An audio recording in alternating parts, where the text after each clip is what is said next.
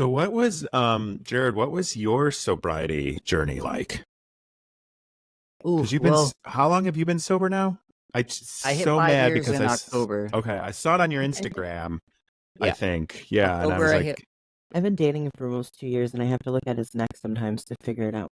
I "Oh, got what do you it. got you?" You got it tattooed on my Yeah. neck. Yeah, Oh, but nice. it's like Is it every year? no. I Oh. have Roman Sobriety numerals on date. my sobriety date. Oh, 10, cool. 16, 18, Wow. and so I've been yeah. I mean, I was just like Brianna, I was functioning. I fentanyl, opiates. That was my Oh drug my choice, gosh. and but I had a job. I had a career. I had a really damn good career. What did you Um, do? I was a service tech. I was in I was a service tech in the water treatment field. I used to travel all over the country and basically, install work on big giant water softeners and like water reclamation systems and different things like that. But sorry, I have to silence that because somebody was telling me. So my career, I was good. Like I made really good money. Um, I think I was married 12 years, and it was probably 11 of those years that um, she did not know that I used and that I was an addict or anything like that. Whoa.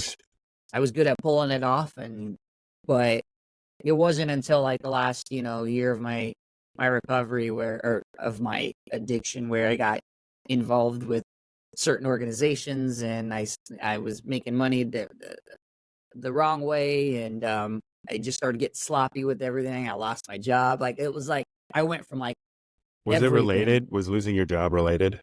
Yeah. Well, yeah. Yeah. So essentially what it was essentially it was I didn't realize how, when we're addicts, we're like, oh, nobody knows, like nobody can tell, like we're good. And people tell. I was the opposite. I thought everybody No, could tell, and no, apparently nobody knew. And I'm like, oh, no, okay. well, I guess I was better at hiding than I thought. for me, like I hit it. 100% I hit it. But my boss at work started catching on of, I'd withdraw in the morning before I'd used again, and then I would call out of work until I was able to use, and then I'd go into work. And so anyways, they ended up catching on, and they finally told me one day, like, I don't know what's wrong with you, but like you're fired.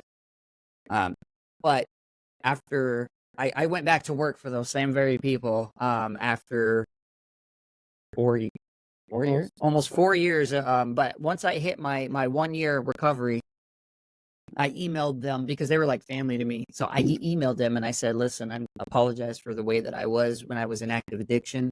Um, but I'm sober now. This is where it is. Like I'm at the point in my recovery where I'm making amends, and they were just like, we love you, like we didn't fire you to like hurt you, but we knew like, there was something going on. And they took me back to work for them, and I went back and I worked before I moved out here. Before I wrecked my motorcycle, I was working for them in Phoenix. I wrecked my motorcycle, broke my knee, I was out of work, and that's when I decided to come out here because I didn't have a job, like I didn't really have anything. And the talk was always to move out here, but it was always like logistics. Like I got to make sure this is done and this is done and this is done. And when everything happened, when I got in my accident, like every single thing that was an excuse to not come out here was like gone. So I was like, well, guess it's happening. The So universe has a funny way of telling you what to do, she and then when she you hopped on a ignore it, she forcing hopped you on a to. plane and she flew to Phoenix and she got me and we flew back together. You make it sound so weird, like when I tell people that too, like, oh, I flew to Arizona and got him. Like, Like, I did it out of love. Is he pick like was, he just broke his knee and had surgery and stuff like that. Like, yeah, I'm gonna you travel say with you you. Like, literally if you, picked him up and had to carry him. yeah, Like he had a like broken leg. I was you know, walking with a cane, like all kind. Well, I was on crutches, but then I couldn't take crutches on the airplane, so she got me a cane, and then I started walking with a cane when I moved out here, and then I got healed up. it Uh, was too like he was flying out here every month to come and see me, but sometimes twice a month. Little surprise, get out of work early on a Friday and come for the weekend type thing. And it was harder for me to go out there because I'm a probation. And I mean, my probation officer will let me travel whenever, but mhm, it was more of a hassle for me to travel than for right. him. So I went out there once, Um, and I decided, let me come out again so I can meet some more of your family. And, if you need somebody to push you in a wheelchair and stuff like that, like, Oh, I'll help you. you guys are Yeah. so sweet to each other. It's endearing. On camera, she Yeah, I beats me know. up off of camera. No, Well, she beats me up. It's all right. No, I love this woman. She pushes my buttons, and I do the same to her. But we love each other. what was it? You don't have to detail us. What was what were you on probation for? So I got complacent in my recovery, and this is like the second Okay. platform that I'm talking about this on. If A you lot don't of want people to, you know don't I'm on have. probation. It's something Okay. I've gotten more comfortable talking about. A year and a half into my recovery, only opiates and other things were, a problem. Alcohol wasn't a problem, I'm just drinking to de-stress. Well, I got a DWI with my kids in the car. Oh, man. And that's a felony, so I got put on felony probation. CPS got involved in my life for a year, and I was on drug court for a year. But I'm a silver lining type gal, and it was just extra accountability for me. CPS was extra help. If I needed resources or I needed this or I needed that, and it was nice having that extra reassurance that I was doing good after fucking up. So. Good And for because I you. was, on CPS for a year and drug court for a year, me and my probation officer have an amazing relationship.